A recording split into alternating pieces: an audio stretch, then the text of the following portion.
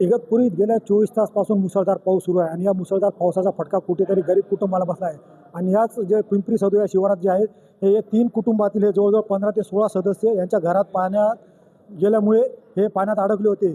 इगतपुरीचे तहसीलदार अभिजित बारावकर आणि इगतपुरी पोलीस स्टेशनचे जे पोलीस निरीक्षक आहेत यांनी त्या ठिकाणी आपल्या टीमच्या मदतीने धाव घेतली आणि 15 जणांचं रेस्क्यू जे आहे त्या तिथे स्थानिक लोकांच्या मदतीने ते रेस्क्यू करण्यात आले आणि त्यांना आता सुरक्षित ठिकाणी जे आहे ते बाहेर काढण्यात आलेले आहे. आणि त्यांना आता इगतपुरी येथील जे माहेश्वरी मंगल कार्यालय आहे तिथे त्यांच्या राहण्याची व्यवस्था करण्यात आलेली आहे. आपल्याबरोबर येथील तहसीलदार आहेत, आपण त्यांच्याकडनं जाणून घेऊयात.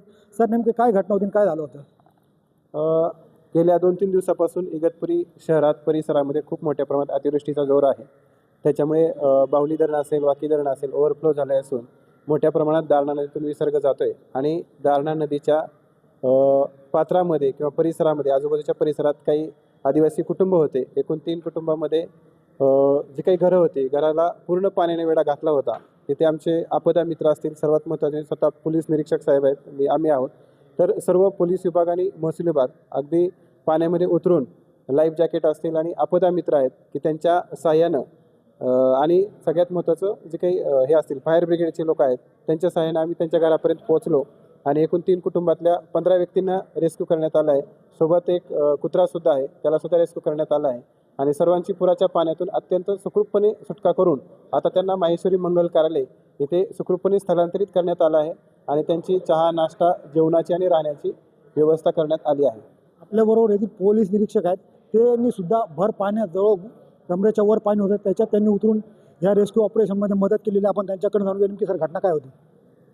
आज सकाळपासूनच डिस्ट्रेस कॉल येत होते की तालुक्यामध्ये 3 ते 4 ठिकाणी पाण्याची पातळी वाढलेली आहे आणि दारणा धरणावरती जो फ्लो चालू झालेला आहे त्यामुळे काळुस्ते आणि पिंपरी सदोचा जो भाग आहे त्याच्यामध्ये ना लो लेवल एरिया जिथे आहे तिथे पाण्याची पातळी वाढली आहे म्हणून. आणि 11-11:30 वाजण्याच्या सुमारास हे आगविले कुटुंब आहे त्यांचे 15 लोक तिथे अडकलेले आहेत आणि घराला संपूर्ण पाण्याने वेढा दिलेला आहे असा कॉल आलेला होता. त्यानंतर आम्ही तत्काळ तहसीलदार ऑफिस, तहसीलदार साहेबांशी, आपदा मित्रांशी, फायर ब्रिगेड या सगळ्यांशी संपर्क केला. पण तिथे पोचण्याची अडचण हे होते की तिथे कंपाऊंड झालेले आहेत, सगळे फेन्सिंग झालेले आहेत. तर छोट्या ज्या बोटी आहेत किंवा ते घेऊन जायचं म्हणलं की एअर फ्लो असेल त्याच्यामध्ये तर ते कंपाऊंडमध्ये अडकून त्या फाटण्याची आणि ह्याची शक्यता होती. पण अशा वेळेस आहेत ना मग पायी जायचं आणि सोबत आपल्या लाईफ बॉय असतील किंवा फ्लोटर्स असतील ते स्वतः कॅरी करायचे हा निर्णय झाला. आपदा मित्रांना तिथला स्थानिक जो त्यांचा हे आहे रूट आहे तो माहिती होता, नदीकडे जाणारा किंवा पाण्याचा फ्लो किंवा ओहोळ कुठं आहे ते. आणि त्यांची सगळ्यांची मदत घेऊन आम्ही त्यांच्यापर्यंत पोचलो. त्या कुटुंबियामधल्या लहान मुलांपासून ते वृद्धांपर्यंत सगळ्यांची सेफ्टी बघितली आणि त्यांना तिथून रेस्क्यू केलेला आहे. ओंकार भगत म्हणून एक जो हे आहे त्यांच्यामधला आपदा मित्र, तर तिथे एक श्वान होता त्या कुटुंबाचा. कुटुंब बाहेर पडत असताना पाण्याची पातळी एवढी होती की जवळपास छातीच्या वरती पाणी जायला सुरुवात झाली होती तिथे आणि तो पोहूच शकला नसता, कुठे सर्वायवलच झाला नसता त्याचं.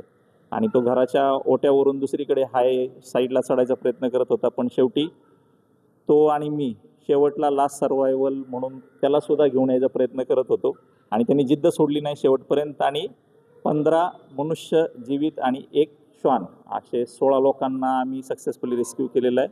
सगळ्या टीमचं मी आभार मानतो की वेळेत सगळ्यांची मदत पोचलेली आहे. इतर प्रशासनाचे फायर ब्रिगेड असतील, आपदा मित्र असतील, स्थानिक लोक असतील, तिथली सगळ्यांनी मदत केलेली आहे. धन्यवाद.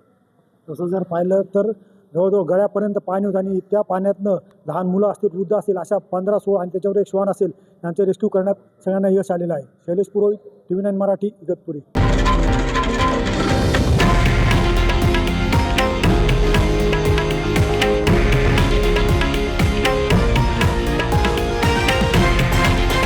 हे आहे देशातील नंबर 1 न्यूज नेटवर्क आणि आपण पाहत आहात TV9 मराठी, एकमेव.